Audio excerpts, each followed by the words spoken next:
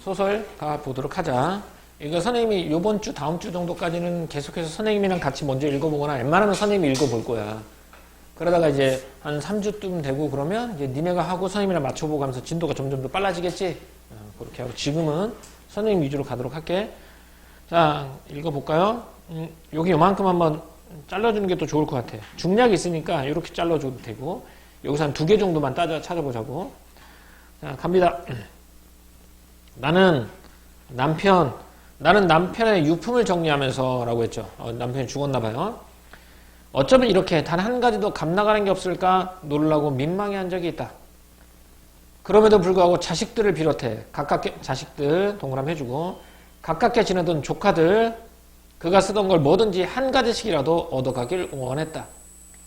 다들 그렇게 아쉬운 처지가 아닌데도 그렇다는 건 그 뜻이 소유나 쓸모에 있지 않고 아끼고 간직하려는 데 있으려니 싶어 나는 목임에게 감격을 했다. 크게 성공하거나 성취한 건 없어도 생전에 주위 사람들로부터 많이 사랑받았다는 증거 같아서 나는 기쁜 마음으로 그의 일품을 공평하게 나눠주었다. 그러나 모자는 다 내가 가졌다. 그건 누가 달라지도 않았지만 달라고 해도 안 주었을 것이다. 자, 여기까지. 나머지 것들은 다 감사한 마음으로 줬지. 근데 뭐만 안 줬어? 모자만 안 줬어. 그럼 그거와 해당하는 걸 밑줄에 한번 그어보면 어떨까? 일단 여기는 무조건 되겠지? 근데 실은 선생님이 문제 푼다면 있잖아. 선생님이 실제로 시험에서 문제 푼다면 여기까지 하고 말았을 것 같아. 왜냐면 그러나 모자는 내가 가졌다는 얘기가 다른 거는 줬다는 얘기가 포함되어 있잖아. 여기에. 그리고 거기에 자식들도 있고 남편 있고 남편의 유품이란 말도 있고 조카도 있고 이렇게까지 했을 것 같은데 아무래도 선생님이니까 애들은 좀 기억 못하지 않을까 싶어. 하나만 더 그어주자면 나눠준 거 정도가 해줄 수 있겠지. 그럼 어디가 되겠어? 오케이. 결국은 이렇게 연달아서 나올 수밖에 없어. 이렇게 해도 되고. 아니면 선생님처럼 니네도 요 밑에 것만 해도 상관은 없고 이렇게. 자, 혜연이 컸어? 자, 갑시다. 마지막 1년은 참으로 아까운 시절이었다. 죽을 날을 정해놓은 사람과의 나날의 아까움을 무엇에 비길까? 애틋한 애달픔이었다라고 했죠. 그냥 여기는 마지막 1년은 참으로 아까운 시절이었다라고 말하게요. 남편이 이제 그러니까 갑자기 죽은 건 아니잖아. 1년은 참으로 아까운 시절이었다는 얘기니까 1년 전부터 죽을 걸 알고 있었으니까. 중략 한번 가볼게요.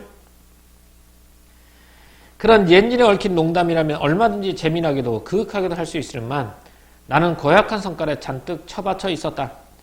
여보케야 그가 딱하다는 듯이 그러나 역시 농담으로 받았다. 당신야말로 왜 그래? 꼭 틈바구니에 낀 쥐 같잖아. 그리고 피식 웃더니 탄식하듯 덧붙였다. 생전 틈바구니에 껴봤어야지. 그의 목소리가 하도 연민에 차 있어서 나는 대꾸하지 못했다. 자, 여기까지. 그가 나한테 뭐라고 한 거야? 꼭 틈바구니에 낀 쥐 같잖아 라고 말했지. 이렇게. 나는 대꾸하지 못했다. 이렇게까지. 이런 부분이 제일 힘들어요. 여기서 보면 자, 선생님 봐봐. 출발이 그런이라고 출발하잖아. 그럼 그 안에 어떤 얘기가 있었던 거잖아. 근데 그런 얘기 뜬금없이 나오면 여기서 어떤 내용으로 전개될지 모른다는 거야. 그래서 같아. 대꾸하지 못했다. 이렇게만 하고 넘어가자고. 무슨 내용인지 잘 몰라. 이 말을 왜 했는지도 모르잖아, 우리는. 그치? 했다는 것 자체가 중요한 거니까. 그 뒤에 한번 가볼까요? 죽어가는 사람으로부터의 연민은 감동적이었다. 울어버릴 것 같았다. CT 촬영은 참으로 놀라운 첨단 과학이었다. 뇌를 가로 세로 여러 장으로 슬라이스 하듯이 나누어 찍은 단면 사진은 내 눈으로도 고루 퍼진 암을 확인할 수 있을 만큼 선명했다. 뇌는 혈관의 회로가 달라서 항암제가 미치지 못한다고 했다. 그에게 남아있는 유일한 치료법은 방사선을 뇌에다 쬐는 거였다. 방사선 치료란 죽는 연습이었다. 그 치료엔 아무도 입회하지 못했다. 방사선과 의사까지도 그를 치료대에 혼자 고정시켜 놓고 나와서 밖에서 컴퓨터 화면으로 조종을 했다. 그 안에서 그는 어떤 기분으로 고립되어 있으며 방사선이나 어떻게 생긴 빛일까? 그 깊이 모를 외로움과 너무 밝아 차라리 암흑과 상통을 같은 빛에 대한 공포감은 죽음에 대한 상상력과 너무도 유사했다. 자, 여기까지. 여기까지는 어디에다가 밑줄을 그었으면 좋겠어요? 그러니까 치료받는 과정에 힘든 정도가 되겠지. 그러니까 이 사람, 뇌가 아팠구나. 방사선 치료받았구나. 라고 했죠. 그럼 이 사람 여기는 어떠냐면, 그냥 여기다 할까 봐요. 이렇게. 뭐 죽는 연습이었다까지. 그 다음에 나머지 것들은 여기 나와 있으니까, 까맣게 돼 있고 하니까 그때 가서 찾으면 돼. 다음. 그는 이마가 까맣게 타도록 방사선 치료를 받았지만, 다시 한번 CT 촬영에서 암은 소멸되지도 줄지도 않은 채였다. 미국 가 있는 막내, 잠시 귀국토록 했다.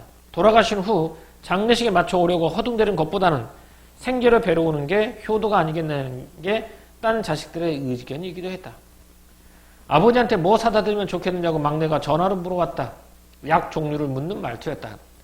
그러나 그의 병세도 그렇지만 때도 이미 미국엔 별의별 신호한 약, 불로초 같은 것까지 있는 것처럼 여기던 촌스러운 시내가 아니었다. 나는 막내에게 모자를 사오라고 말했다. 제목이 뭐였지? 제목 한번 봐줄래? 그치. 그럼 왠지 모자가 중요할 것 같지? 그래서 나는 막내에게 모자를 사오라고 말했다. 이렇게 해요. 최고급으로 사오라는 말도 잊지 않았다. 과연 막내가 사온 모자는 내 마음속에 있는 그의 모자의 원형과 가장 가까웠다. 순모로 된 통짜 중절모였고 비단 리본이 달려있었다. 그러나 태가 너무 넓어 신사 모자라기보다는 카우보이 모자를 연상시켰다. 아니라 다를까 4살짜리 손자 녀석이 왜 자꾸 네모가 쳐져? 어이구 동그라미 쳐줘야 되는데 그 모자를 보더니 와 장구 모자다 하면서 그걸 빼앗고 싶어 했다. 녀석이 좋아하는 만화 여행광 주인공 장구가 그런 모자를 쓰고 있다고 했다. 그는 모자를 쓴 채 안 뺏기려고 이리저리 도망을 다녔다. 여전히 비틀대며 손자가 울음을 터뜨려도 그는 그 모자를 내놓지 않았다. 손자의 마지막 장난이었다. 그러니까 이것도 한번 해주는 게 좋을 것 같고 너무 안 하면 또 안 되니까 중간중간 마지막 한 달가량 자리 보존하고 있을 때를 빼고는 그는 집에서도 출장 그 모자를 쓰고 있었다. 막내에 대한 사랑 때문에도 그 모자를 아꼈겠지만 넓은 태는 방사선 치료로 시커멓게 탄 이마를 가려주는데도 안성맞춤이었다. 그 장구 모자가 그의 8번째 모자이자 마지막 모자가 되었다. 이렇게 해서 그렇게 세상을 떠났나 봐요. 소설 되게 슬픈 소설인데 그 1인칭 시점이잖아. 좀 너무 담담한 목소리로 얘기하고 있지 않니?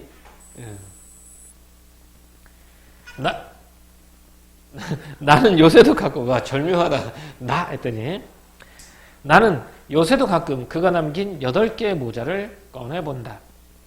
그 안에서 머리카락 한 오라락에도 찾아보려고 더듬어 보지만 번번이 헛손질로 끝난다. 그 여러 개의 모자는 멋이나 체면을 위한 것이 아니라 단지 민머리를 가리기 위한 것이었다.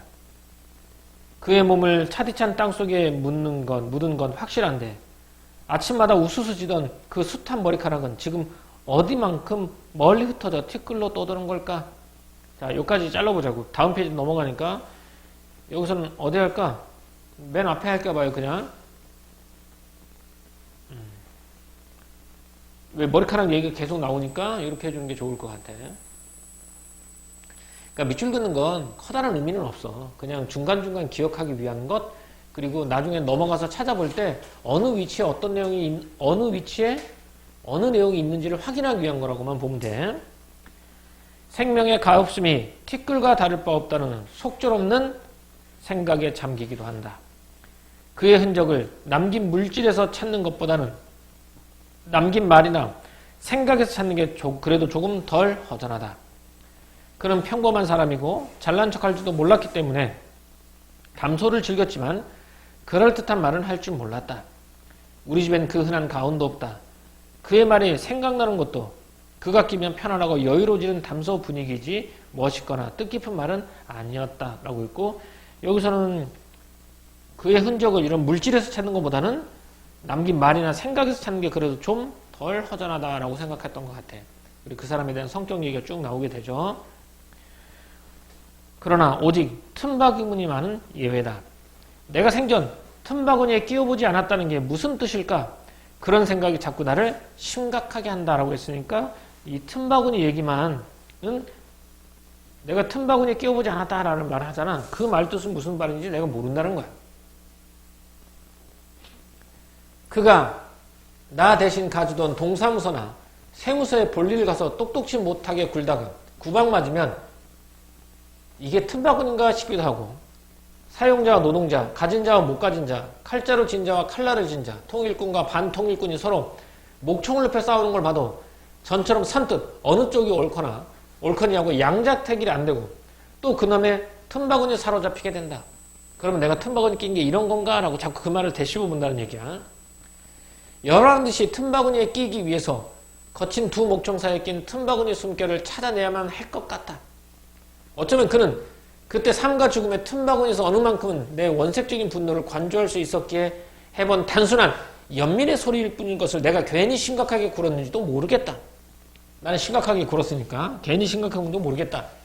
그래도 여전히 틈바구니는 아무것도 아닌 게 되지 않는다. 그 남긴 모자가 나에겐 모자라는 물질 이상이듯이 틈바구니란 말 또한 말 이상의 것, 한없이 추구해야 할 화두임은 면할 수 없다. 라고 있으면 마지막. 자, 이렇게 정리하면 될 것 같아요. 자, 줄거리 파악 한번 해봅시다. 그러면 앞에서부터 한번 가볼게요. 자, 밑줄 그은 부분만 읽어볼게요. 선생님이.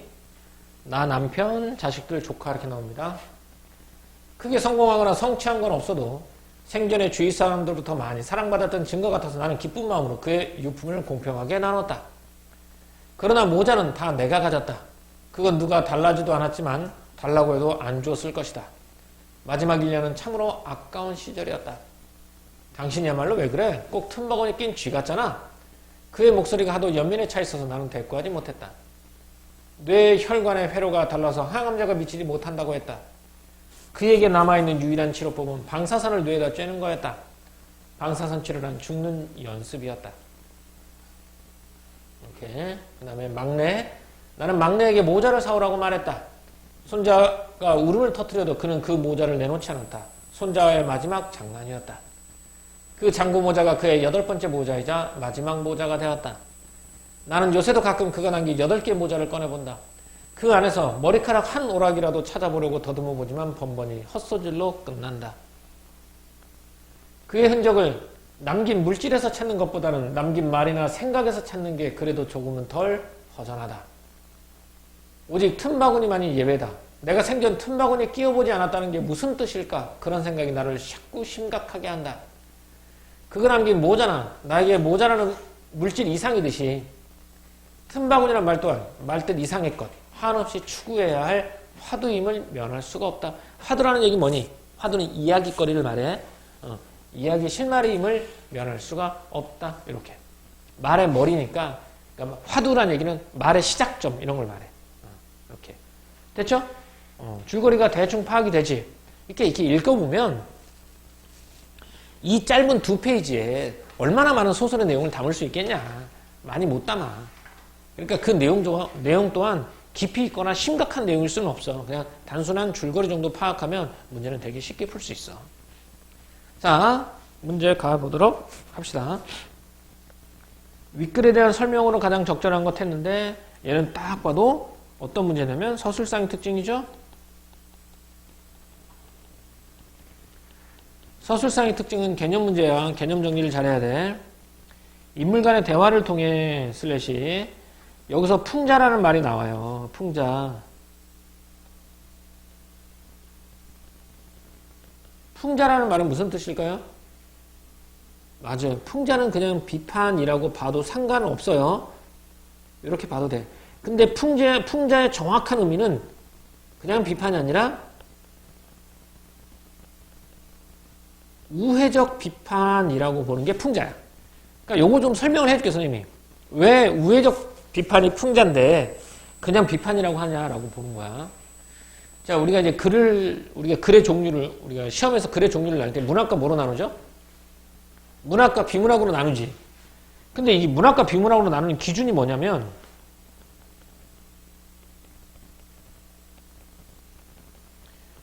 여기 나누는 기준이 뭐냐? 기준이 뭘까요? 이게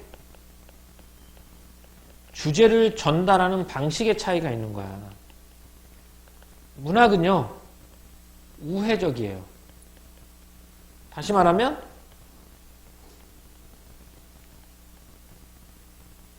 돌려 말하기. 비문학은 직접적이에요. 말 그대로 직접 말해버린다는 거야. 만약에 우리가 열심히 공부를 해야 합니다라는 말을 주제를 하잖아. 그럼 비문학에서는 여러분 열심히 공부를 해야 합니다. 직접 말해. 왜냐하면 뭐뭐하기 때문입니다. 이렇게 직설적으로 말한단 말이야. 하지만 문학은 그렇게 말하지 않아. 공부해야 이렇게 얘기 안 해. 그 문학은 주제 전달 방식에서 우회적이라고 얘기했잖아. 좀 더 가볼게.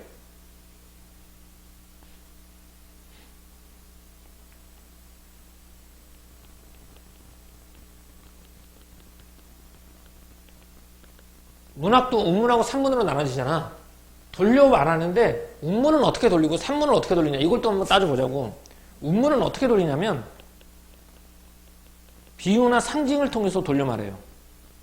산문은 이야기를 통해서 돌려 말하는 거야. 자, 아까 공부를 열심히 해야 합니다라는 걸 시로 나타낼까?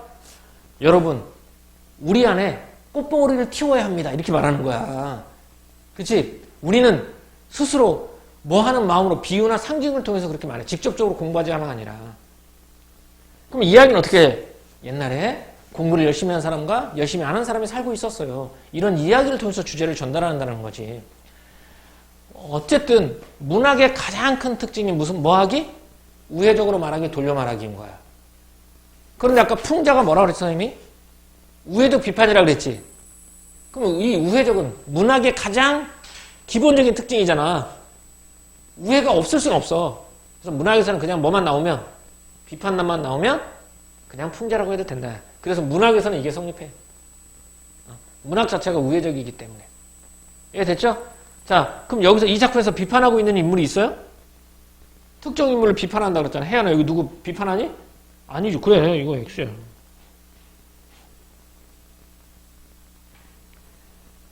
그 다음, 독백적 진술을 활용하여 슬래시 인물의 내면을 드러내고 있다고 했어요. 여기서 인물의 내면은 누구? 나. 이게 소설은 몇 인칭이니까 1인칭이지. 자, 독백적 진술이라고 했어요. 독백이 아니라, 이게 문제가 좀 그래. 봐라. 진짜 개념이 어려운 것 중에 하나는 뭐냐면, 뒤에 적이라는 말이 붙어버리면 달라. 독백 그럼 뭐지? 혼잣말, 이게 되겠지. 근데 독백적 그럼 뭐야? 혼잣말인 것처럼 이렇게 돼버린다는 거야. 여기 서술자 누구지? 나. 이거 누구한테 하는 말이니? 청자가 있니 없니 이 작품에? 청자가 없지. 그냥 자기가 자기 할 말을 그냥 쓰는 거지. 독백은 아니야 실은. 독백하듯이야. 그래서 얘가 답이 많아. 답 몇 번? 얘는 2번이 되겠죠. 다음 선택지 한번 가볼까? 동일한 공간에서 사건이 반복되며 갈등이 심화되고 있다는데 갈등은 없으니까 빼고. 그래서 틀렸고요. 장면이 빈변하게 교차되며 긴박한 분위기는 안 나오긴 하지만 장면은 뭘 장면이라고 그런다고 했죠, 선생님이? 시공간적 배경이 장면이야. 그러니까 시공간적 배경이 계속 바뀐다는 거야. 그치? 근데 여기서는 시공간적 배경이 바뀌니 안 바뀌니? 이 작품을 보면 나는 대부분 다 무슨 중심이야? 회상 중심이지. 그러니까 회상 중심이고 장면이 막 자주 바뀌진 않는 것 같아요. 내가 되게 생각하는 장면이 주로 나오니까 얘도 X고. 인물의 외향이 나온다 쳐도 그게 인물의 성격과는 관련이 없어요. 그래서 얘도 틀렸습니다. 답은 2번이 되겠죠. 서술상 특징 나오면 얘는 몇 인칭이고 1인칭 시점이라는 것만 알아주면 돼요. 이렇게.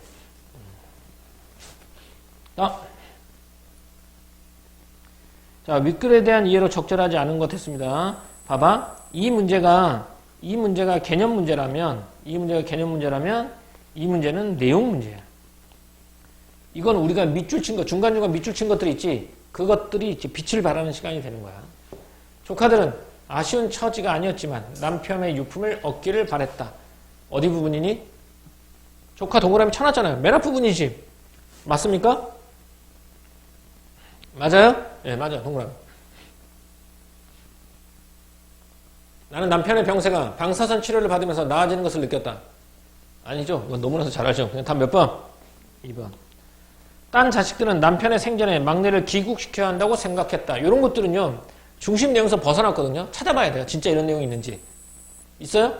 딴 자식들의 생각이었다라고 분명히 나와 있어요. 막내는 남편을 위해 카우보이 모자가 연상되는 중절 모자를 사왔고요. 남편은 잘난 척할 줄 몰랐기 때문에 평소 멋있거나 그럴듯한 말을 하지 않았지. 그래서 기억에 남는 말이 몇 개 없지. 단 하나만 빼고 바로 틈바구니 빼고. 그렇죠? 답은 17번에서 몇 번이 돼?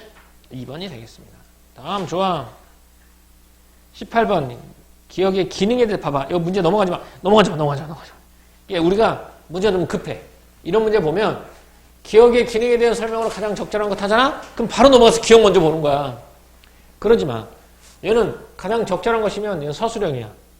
기억의 기능이야. 근데 앞에 빠진 말이 있어. 문제에서 빠진 게 기억의 기능 앞에는 이런 말이 빠져 있어. 서사적 기능을 물어보는 거야. 그러면 서사적이라는 말은 무슨 뜻이냐면 이런 말이야. 줄거리 흐름상 기능인 거야. 그러면 기억의 앞뒤 어떤 내용이 나오고 기억을 어떤 상황에서 말을 했으며 이 작품 전체 줄거리에서 기억이 어떤 의미를 가지는가 이걸 물어보는 거거든. 자, 기억이 뭐예요? 틈바구니죠. 자, 이글 전체 줄거리를 봤을 때 마지막에 뭐라고 나오니? 틈바구니라는 말의 뜻을 내가 이해하지 못했지. 그리고 마지막에 뭐라고 나와? 틈바구니란 말 또한 말뜻 이상의 것 한없이 추구해야 할 화두임을 면할 수가 없다라고 나와있지. 남편이 나에게 틈바구니 껴보지 않았어 라고 한 말이야. 근데 나는 그게 계속 머릿속에 맴돌지. 그 말 뜻을 이해하지 못하지. 그래서 틈바구니라는 말은 나에게 끊임없이 뭘 던져줘? 화두를 던져준다라고 돼 있지. 자, 이렇게 가지고 와서 풀어보면 되는 거야. 자, 몇 번일까요?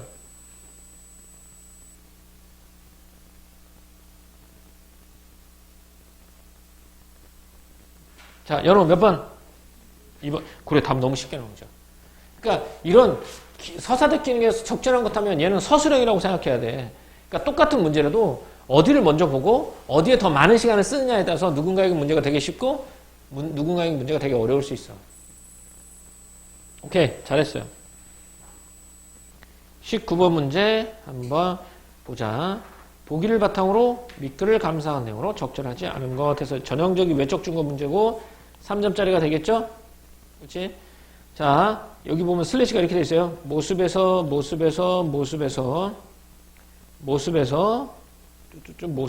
나와 있지?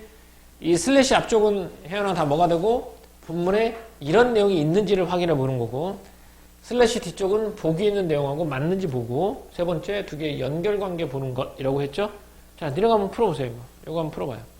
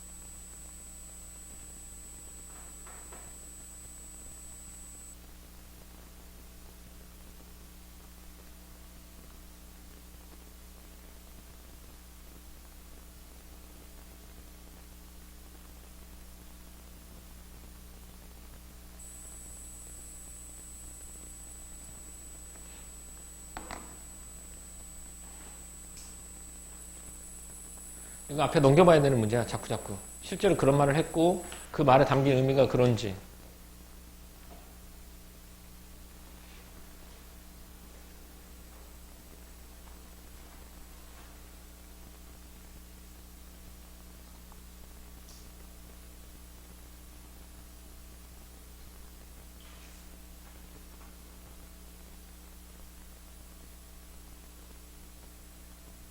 자, 보자.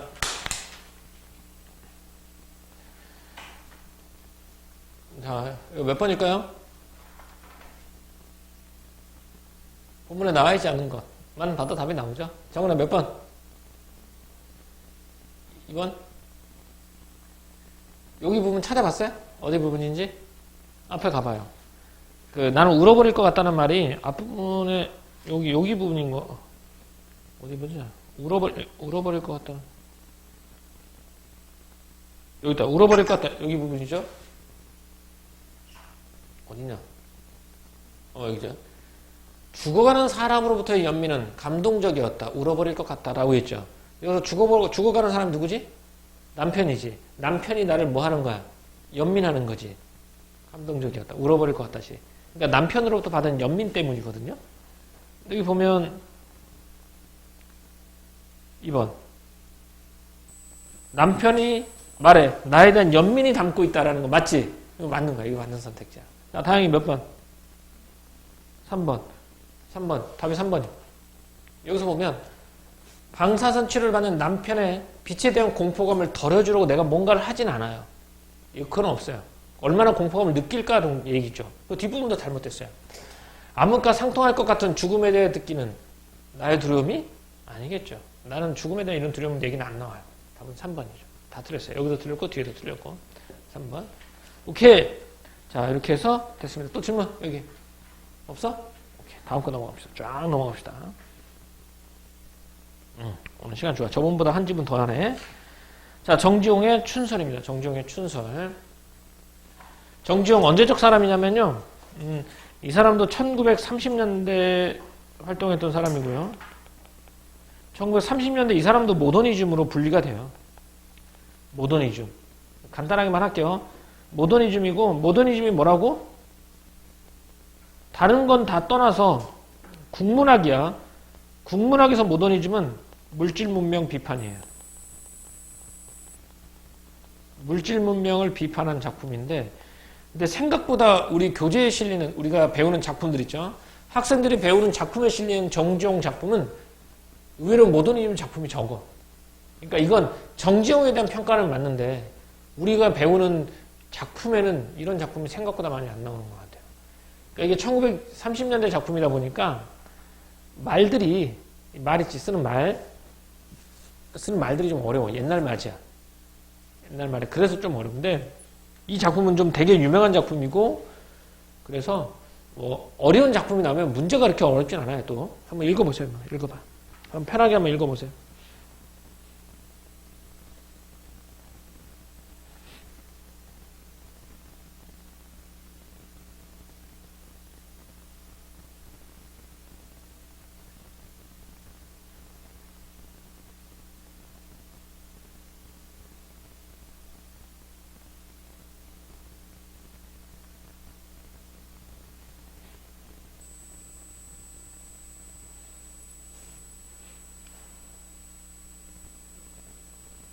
편하게 읽어봤어? 보자. 화자는, 일단 화자는 누구? 혜연아, 화자는 누구 항상? 나 여기 작품에 드러나 있어요? 안 드러났어요?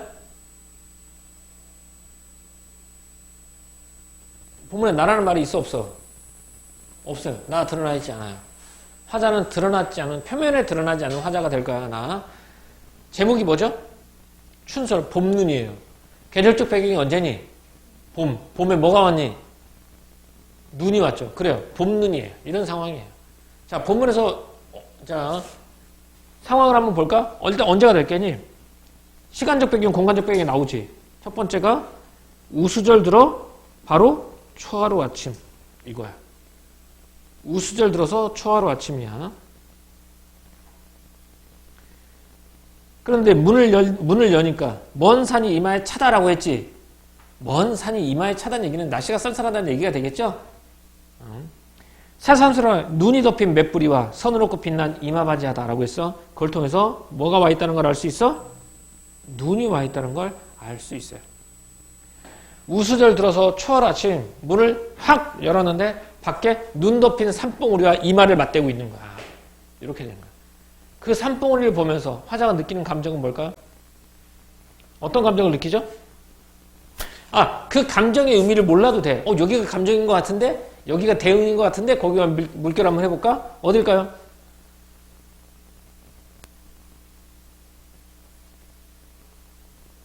연우야 한번 찾아봐봐. 화자의 반응이 있어. 화자의 반응. 어딜까? 틀려도 돼. 어때? 틀려도 돼. 막 얘기해봐. 여기 향기로워라? 오케이, 좋아. 얼음 금가고 바람 새로 따르니까 흰 옷구름이 절로 향기로워라. 이거 봄에 대한 인상이 되겠지? 오케이, 좋아. 또 혜연이도 한번 찾아봐. 화자의 이런 문 열고 선뜻 봄에 눈이 왔잖아. 그걸 보면서 느끼는 반응. 그래, 맞아, 여기야. 핫옷은 무슨 옷이지? 밑에 설명 나오면 겨울옷 벗고 도로 춥고 싶어라 라고 했지.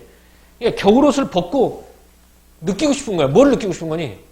그 봄의 그 추위를 몸에 느끼고 싶은 거지. 이렇게 되는 거야. 이게 끝이야. 이렇게. 뭐 웅숭거리가 살아난 양이 꿈같게 서러라. 뭐 파릇한 있고 새순 돋고 움직이다는 곡이 움짓 아니기다니까 움직이지 않던 움직 아니기던 움직이다는 거야. 이거 싶다는 거죠. 그러니까 이게 봄에 눈이 내렸잖아. 그 기운을 몸으로 느끼고 싶은 것? 이 정도가 되겠지.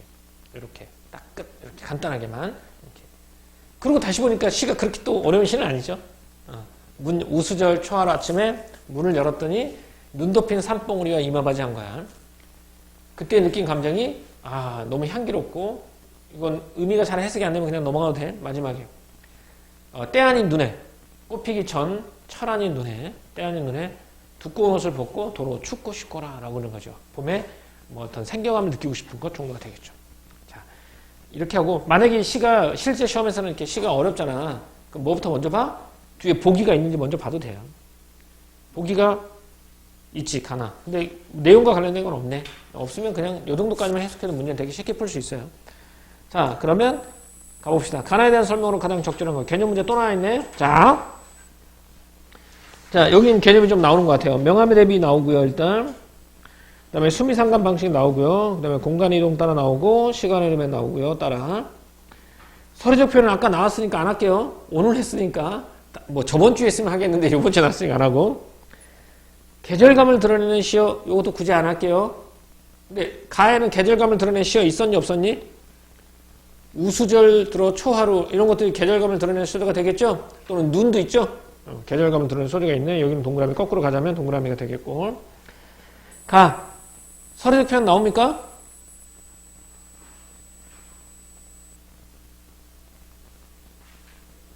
있어, 없어?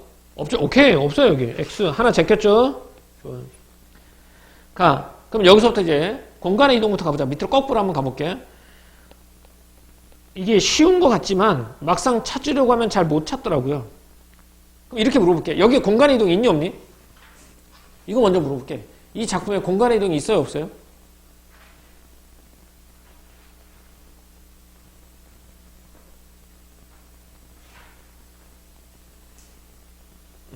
혜연아, 이 공간의 이동이 있는 것 같아, 없는 것 같아, 이 작품에? 없는 것 같아요? 다행이네. 없어? 연우야, 공간의 이동이 있는 것 같아? 정은이는? 없어요. 근데 왜 장소가 두 군데 나오면 헷갈릴 수 있으니까 설명해 줄게요. 공간의 이동에서 이 공간은 장소를 말해요. 장소의 이동이라고 했는데, 이거 공간의 이동은 이렇게 하면 훨씬 더 쉬워요. 화자의 위치 이동이에요. 화자가 직접 위치, 장소를 옮겨야 돼요. 자, 다시 질문할게요. 이게 화자 있는 곳 어디겠니? 읽어봐. 화자 있는 게 어디야? 문 안, 그지? 집안이 집안. 문 열자, 딱 오자 몇 뿌리 하니까. 있는 장소는 집안이에요, 집안. 집안이기 때문에 얘는 처음부터까지 집안이야. 공간 이동 없어요. 그러면 이거 있어. 장소 1, 장소 2. 장소가 세 군데 나오는데 화자가 여기 있어. 여기보다 여기 봐. 얘는 장소 이동이다, 장소 이동이 아니다? 장소 이동이 아니다. 얘는. 장소 이동은 구야 화자가 직접 움직여야만 장소 이동인 거야. 그러니까 얘는 그러면 뭐라고 부를까? 장소 이동이 아니라 공간 이동이.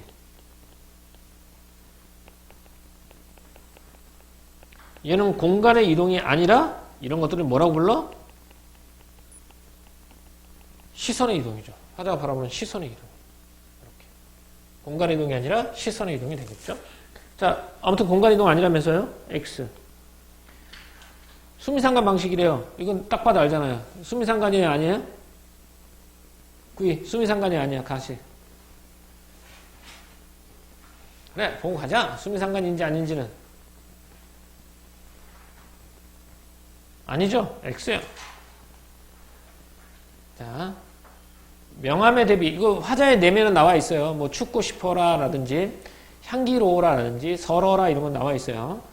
자, 명암의 대비는 맞을까요? 명암의 대비는 일단 얘기 설명해 줄게요. 얘는 시각의 대비예요. 시각적 이미지를 말해요. 왜냐면 명암은 무슨 명? 밝은 명. 암은 어두우람이야. 밝고 어두움을 대비한다는 얘기는 이건 눈으로 직접 확인하는 거야. 근데 가끔 애들이 헷갈리더라고. 뭐랑 헷갈리냐면 명암의 대비랑 이거 X에 같지 않은 말이다.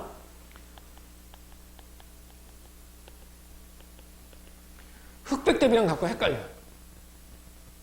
흑백 대비는 뭐지? 검고 흰색의 대비지. 명암은요, 밝고 어둠의 대비예요. 차이가 있어요. 응? 알겠지? 얘는 색채 대비고 시각적 이미지지만 둘 다 시각적 이미지라면 명암의 대비. 왜냐면 파랑색도 있잖아. 밝은 파랑이 있고 불 켜졌잖아. 여기도 흰색이지만 불을 켜진 거잖아. 저게 밝음인 거야. 어둠은 깜깜한 거지. 흑백의 대비하고는 좀 달라. 그리고 선생님이 여기다 시각적 이미지 썼는데 왜 시각적 이미지를 썼냐면 헷갈리지 말라고. 행복과 불행은 명암의 대비다 아니다? 명암의 대비가 아니라는 거야. 행복과 불행을 명암의 대비라고 자꾸 말을 해. 근데 이건 추상적으로 확장시키면 안 돼. 명암의 대비는 분명하게 밝고 어두움을 말해. 자, 그럼 여기서 대비라는 말이 나왔으니까 명암의 대비를 찾는 게 아니야. 일단 밝은 이미지가 있는 거 찾는 거 하나씩 찾는 거야. 자, 이제 밝은 이미지가 있어요?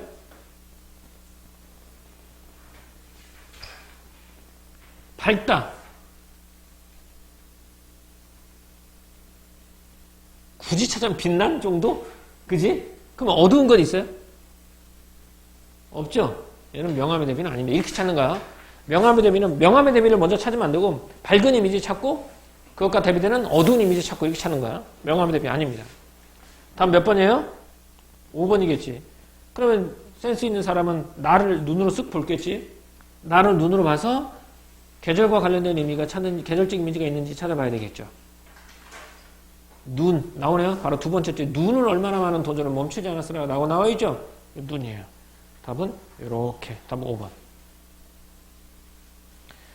됐죠? 오케이, 좋습니다. 개념 정리 이거 잘했고요. 다음 21번 가봅시다.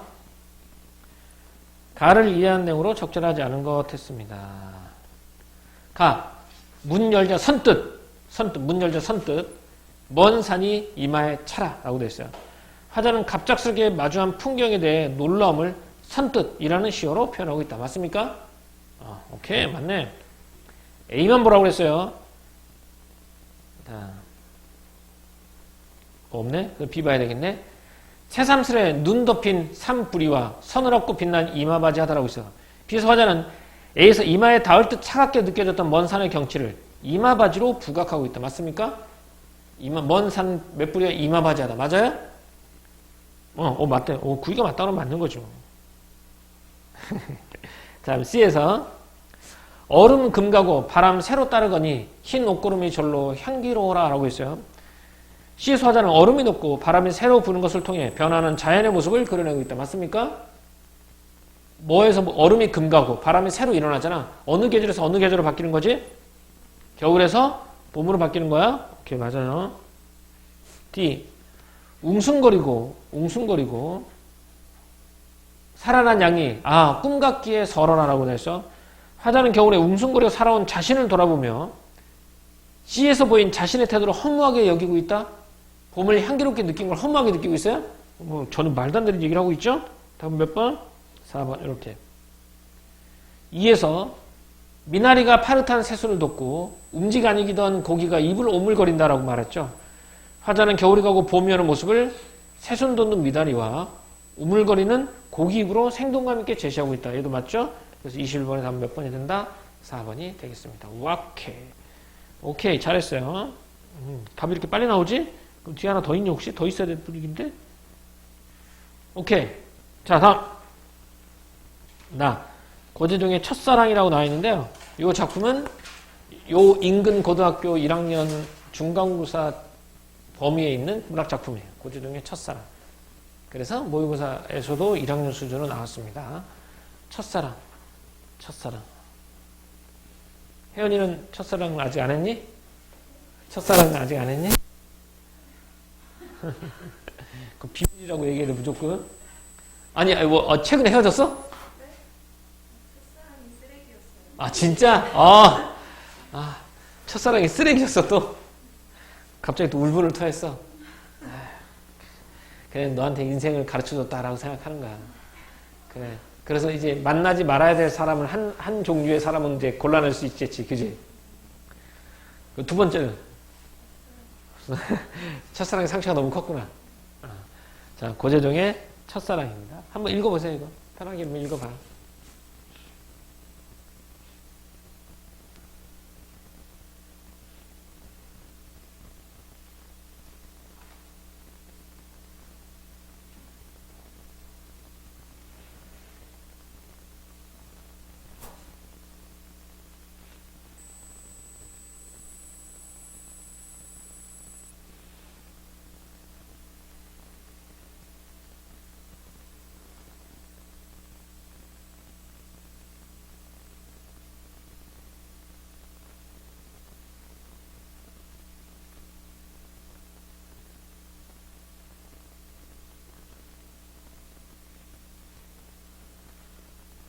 자, 가볼까요? 고재종의 첫사랑 있겠죠.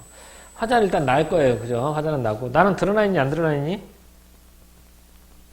안 드러나 있어. 화자가 바라보는 대상은 뭘까요? 나뭇가지? 나뭇가지. 흔들리는 나뭇가지에 꽃 한 번 피우려고 눈은 얼마나 많은 도전을 멈추지 않았어. 여기서 주인공은 누군 것 같아, 그러면? 눈이죠. 그거 좋아. 눈이야. 그렇게 해보는 거야, 자꾸 눈. 눈이 뭐 했어요? 꽃 한 번 피우려고 도전을 멈추지 않았지. 그러니까 요는 눈의 대응이라고 보자고, 반응. 아니다. 상황이라고 보자. 얼마나 많은 도전을 멈추지 않았으랴. 뭐 하려고? 꽃 한 번 피우려고. 근데 꽃을 피웠지. 어쩌다가 피웠죠? 여기는 따로 안 할게. 왜냐면 이건 다 뭐에? 도전에 해당한다고 보는 거니까. 도전이니까. 그죠? 그 다음에, 그렇게 한 다음에 꽃을 피웠어? 못 피웠어? 피웠지. 그래서 나는 뭐해? 햇솜 같은 마음을 다 퍼준 후에야 마침내 피어낸 저 황홀을 보아라라고 했지. 그럼 이 황홀이 뭐가 되겠니? 눈이 피어낸 꽃이니까 이거 무슨 꽃이야?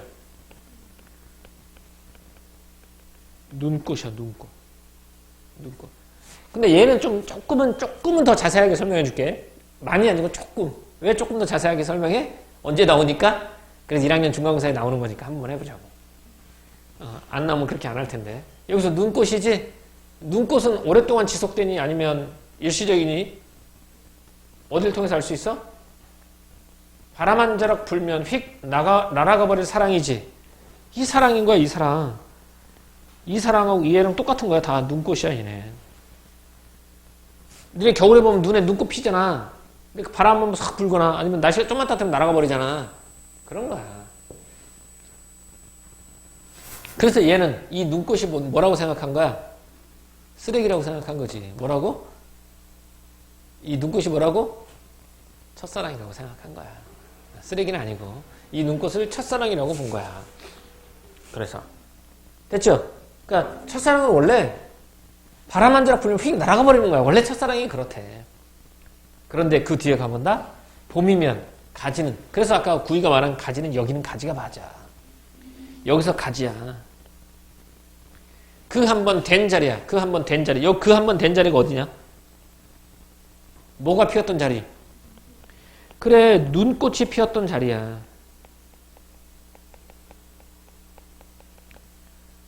눈꽃이 피었던 자리에 봄이면이잖아. 봄이면 눈꽃이 피었던 자리에 세상에서 가장 아름다운 상처를 터뜨린다라고 했지. 그럼 여기서 세상에서 가장 아름다운 상처는 뭘까? 봄에 터뜨리는 거. 뭐 있어? 진짜 꽃. 진짜 꽃이야. 첫사랑의 상처 위에 진짜 아름다운 꽃이 피어난다 이런 뜻이야. 그래서 이 작품의 제목이 첫사랑이지. 그래서 여기가 봄의 꽃. 봄의 꽃이네. 됐지? 이렇게. 그럼 여기서는 뭐니? 첫사랑은 그렇게 막 해서 첫사랑이 실패했어. 그 실패 위에 진짜 아름다운 꽃이 피는 거지. 그래서 꽃을 마냥 아름답다고 보는 게 아니라 세상에서 가장 아름다운 뭐라고? 상처라고 표현한 거야. 왜냐하면 상처는 왜 상처라고 해?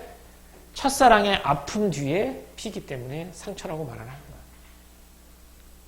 무슨 법이니? 그렇지. 세상에서 가장 아름다운 상처래. 아니 상처가 아름다울 수는 없거든요. 일반적으로. 역설법. 가에서도 역설법이 나오긴 하지. 근데 여기서는 역설법 이렇게 나오죠. 이 시는 첫사랑의 가치예요. 첫사랑은 힘들게 피었어요. 하지만 일시적이야. 근데 그런 첫사랑의 상처 위에 한 번 된 자리죠. 첫사랑의 상처 위에 진짜 아름다운 진정한 사랑이 피어나는 거야. 근데 그 진정한 사랑을 상처라고 표현한 이유는 바로 첫사랑의 아픔 위에 피기 때문이라고 본 거지. 조금 자세하게 설명했어. 이제 1학년 때 나오는 거라. 자, 그러면 이제 문제를 풀어볼까나요? 볼까나리.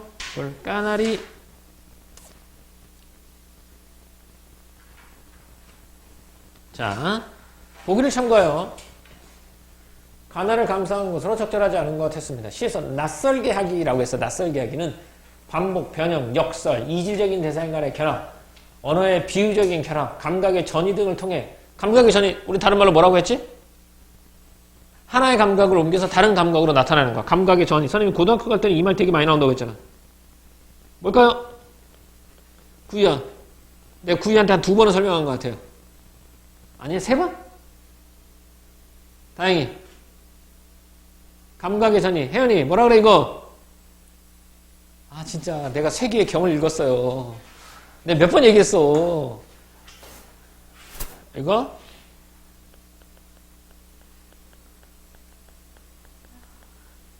뭘 아는. 공감학적 심상. 하나의 감각을 다른 감각으로 굴러서 이동시켜서 감각의 전이. 그래서 고등학교 가면 선생님이 공감학적 심상이라는 말 대신에 감각의 전이라는 말을 더 많이 쓴다라고도 얘기했지. 공감학적 심상이에요.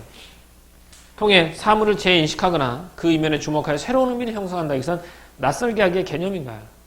낯설게 하기는 그냥 일상적인 문장을 조금만 바꾸면 다 낯설게 하기가 돼.